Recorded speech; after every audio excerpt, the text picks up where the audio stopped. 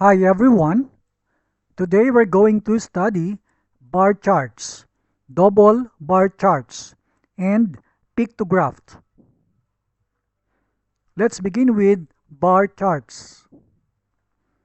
Bar charts, or sometimes called bar graphs or bar diagrams, are used to represent categorical data. Bar graphs consist of bars that are separated from each other. The bars can be rectangles or they can be rectangular boxes used in three-dimensional plots, and they can be vertical or horizontal.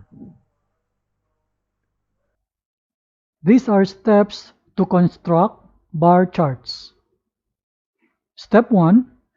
Draw a horizontal line and assign it to category, and vertical line for the frequency. Step 2. Represent each item in category by rectangles of equal width and height corresponding to its frequency. These steps will result to vertical bar charts. Interchanging categories and frequencies in step 1 would give a horizontal bar charts. Let's have an example. The following table shows the number of admissions at a training institute for the months January to June. Construct a bar chart for the data. We have a table here with two rows. The first row is for category month, and the months are listed January, February, March, April, May, and June. The second row is the number of admissions, or we can say the frequency. The first is 100 for January, 150 for February, 300 for March, 250 for April, 200 for May, and 150 for the month of June. Here is the bar charts corresponding to the given problem above. Take note that this is our horizontal line, and the category month is listed in here. Also, this is our vertical line here, and the number of admissions or frequency is assigned here. The vertical line is numbered on some intervals from 0, 100, 200, and 300.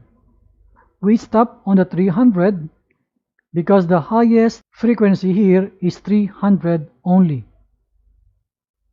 Please observe that our rectangles here are of equal width, and they represent each month with the corresponding number of admissions. The first rectangle here represents the month of January, and the height of the rectangle corresponds to the number 100 with respect to the frequency. The second rectangle is for February, and the frequency is 150. So the level here is between 100 and 200.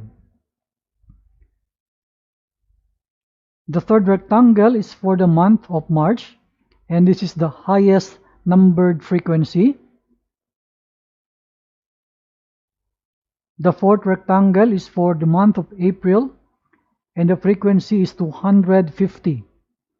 You can see here that the level of the rectangle is between 200 and 300.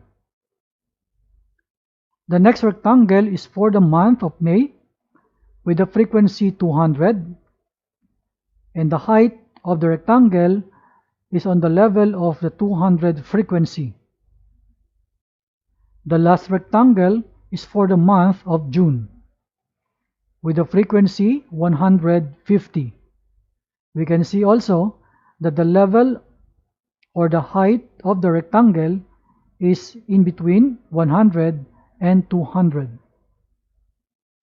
So we are done with our bar charts for our example, and this is our final answer. Let us now discuss double bar charts. A double bar chart shows two sets of data simultaneously. It is useful for the comparison of the data. This is one example. This vertical line shows the marks obtained by a student. This horizontal line represents the subjects of the student. Here we have pair of double charts. The first bar chart corresponds to the academic year 2005 up to 2006. This bar chart in violet represents the year 2006 to 2007. So this is the comparison of the marks of the student for the particular subjects for these two particular years. Let us answer the following questions. Number 1, in which subject has the performance improved the most? In the subject math, the first year got 30 marks for the student, while on the coming year it increases to 60 marks. So there is a big increase of performance for the subject math. Some courses have increased also, but not this much. So for our answer number 1, it is maths. Question number 2, in which subject has the performance deteriorated? Look at our English subject. In the first year, the mark is 50. In the second year, it decreases into maybe 45. So there is a deterioration of the marks for the subject English, while others are not decreasing. So for number 2, the answer is English. Question 3, in which subject is the performance at par? Look at our subject Hindi. In the first year, the mark is 60, while in the second year, the student got similar mark. So for number 3, the answer is Hindi.